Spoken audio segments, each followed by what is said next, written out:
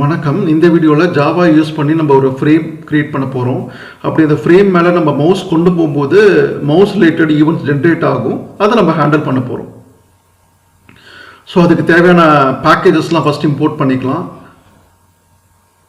So நம்ம ஏடபிலிட்டி காம்போனன்ட்ஸ்லாம் use பண்ணுறதுனால java.awtன்ற package import பண்ணிக்கிறேன்.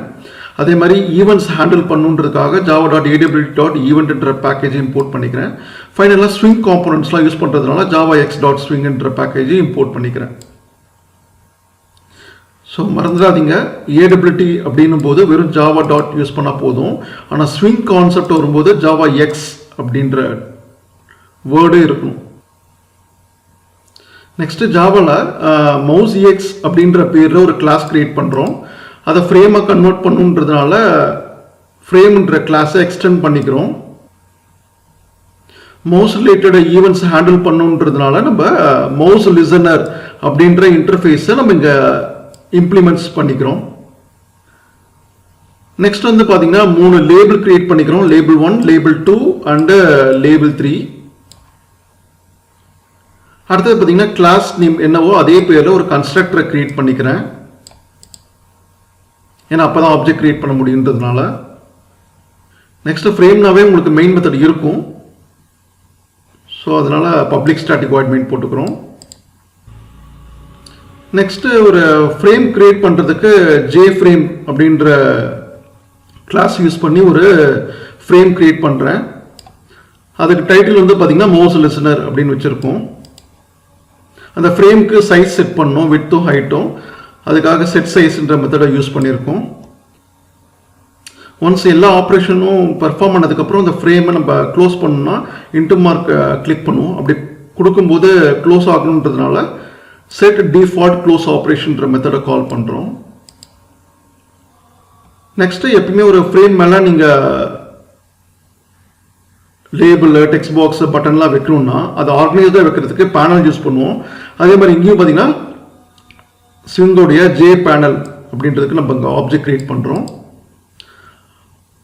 அந்த பேனலுக்கு நம்ம லே அவுட்டை செட் பண்ணுறோம். டிஃபால்ட்டாக ஃப்ளோ லே அவுட்டு. நெக்ஸ்ட்டு பார்த்தீங்கன்னா 3 லேபிள்ஸையும் நம்ம இனிஷியலைஸ் பண்ணிக்கிறோம். ஸோ இப்போ நம்ம கிளாஸோட பேர் மவுஸ் எக்ஸாம்பிள்.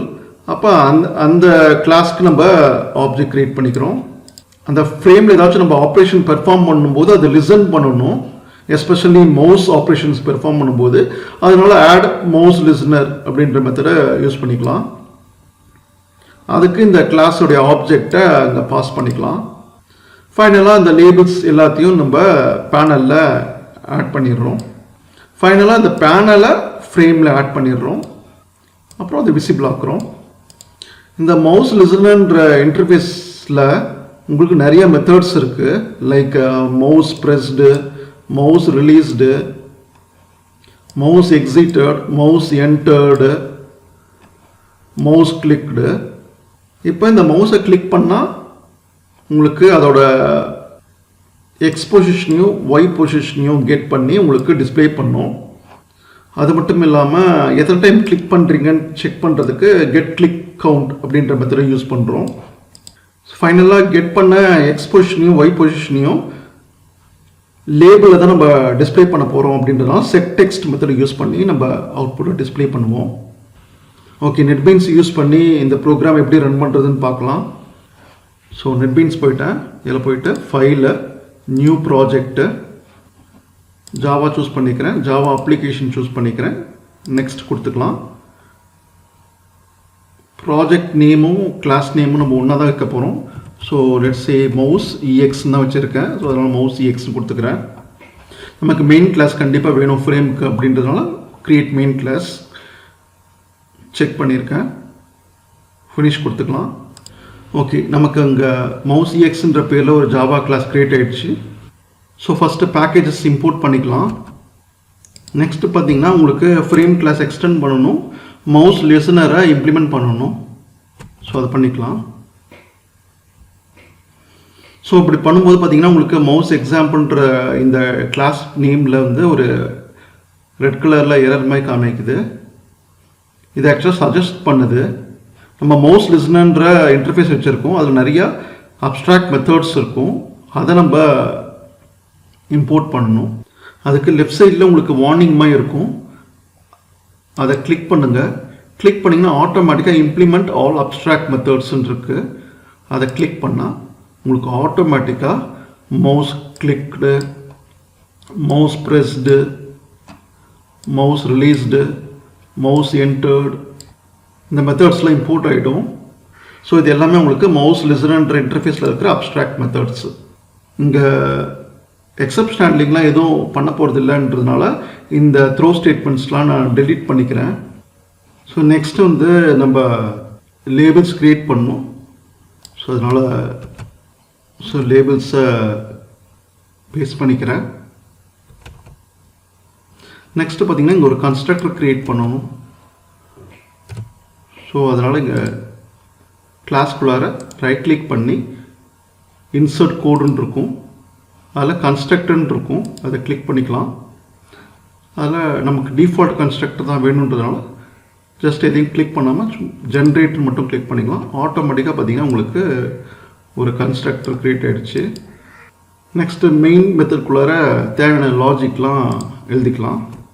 ஸோ இங்கே கிளாஸோட நேம் பார்த்திங்கன்னா கேபிட்டல் எம் யூஸ் பண்ணியிருக்கோம் மவுஸ்க்கு.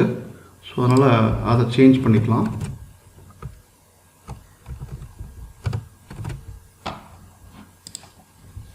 ஸோ இங்கே ஷோன்றது ஓல்டர் மெத்தடு, அதனால தான் உங்களுக்கு ஸ்ட்ரைக் அவுட் பண்ண மாதிரி காமிக்குது.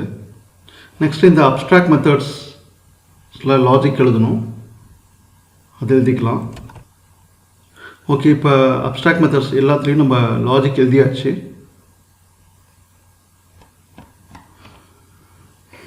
இப்போ ப்ரோக்ராம் எக்ஸிக்யூட் பண்ணலாம். ஸோ ரைட் கிளிக் பண்ணி ரன் ஃபைல் கொடுக்கலாம். ஸோ ஸ்டார்டிங்கில் என்னோடய மவுஸ் கர்சர் வெளியில் தான் இருக்குது. அந்த ஃப்ரேமில் வந்து பார்த்திங்கன்னா நோ ஈவெண்ட்டுன்னு தான் காமிக்குது 3 லேபிள்லையும். ஸோ என்னோடய மவுஸ் கர்சரை உள்ளே அந்த ஃப்ரேமுக்கு மேலே உள்ளே கொண்டு போகும்போது எனக்கு மவுஸ் என்டர்ட் அப்படின்னு காமிச்சு அதோட எக்ஸ்போஷன் ஒய் பொசிஷன் காமிக்குது. அதுமாதிரி திரும்பியும்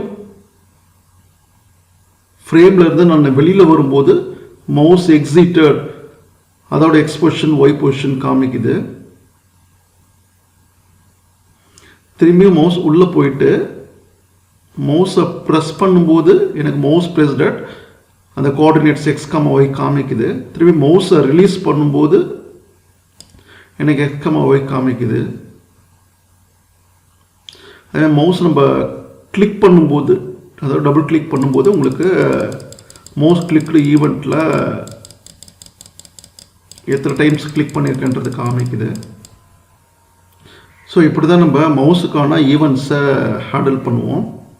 உங்களுக்கு இந்த வீடியோ யூஸ்ஃபுல்லாக இருக்கும்னு நினைக்கிறேன். மற்றொரு பதிவில் சந்திப்போம். நன்றி.